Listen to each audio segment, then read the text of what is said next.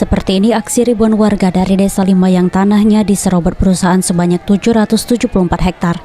Teriakan dan jajaran pertanyaan dilontarkan dari peserta aksi demo, meminta kepada perusahaan agar mengembalikan hak-hak mereka, karena di dalam HGU perusahaan terdapat 36 sertifikat yang dikeluarkan BPN. Tidak hanya lelaki, dalam aksi ini juga terlibat ibu-ibu dan anak-anak ikut serta, bahkan mereka rela bermalam di lokasi yang sudah hampir 2 pekan. Menurut salah seorang peserta aksi menjelaskan, mereka meminta haknya dikembalikan dan tidak akan pulang sebelum hak mereka dikembalikan. Minta kembalikan hak miliknya yang dirampas oleh PT selama bertahun-tahun. TMN Jadi mereka tidak mau pulang kalau tidak ada dikembalikan haknya. Pemerintah Republik Indonesia harus mengerti sama rakyat yang kecil ini. Sampai ada pertumpahan darah.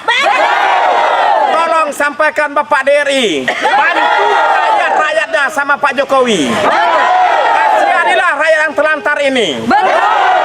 Kami tidak mau pulang karena belum dikembalikan hak-hak masyarakat yang dirampas 20 tahun yang lalu. Jadi kami mohon sama Bapak yang DRI yang di pusat, bantulah rakyat yang terlantar ini. Pihak perusahaan sendiri mengklaim bahwa mereka mengacu pada HGU yang dikeluarkan pemerintah. Ketemu atau? Itu saya belum tahu, Pak. Belum tahu komunikasi mediasinya. Pak Syam juga minta koordinasi sama Bang Berita. Kini warga hanya bisa berharap kepada pemerintah agar bisa mencarikan solusi dan bisa mengembalikan tanah mereka, karena tanah tersebut diklaim adalah tanah transmigrasi di Kecamatan Mesuji Oki sejak tahun 1981 hingga kini belum diubah statusnya.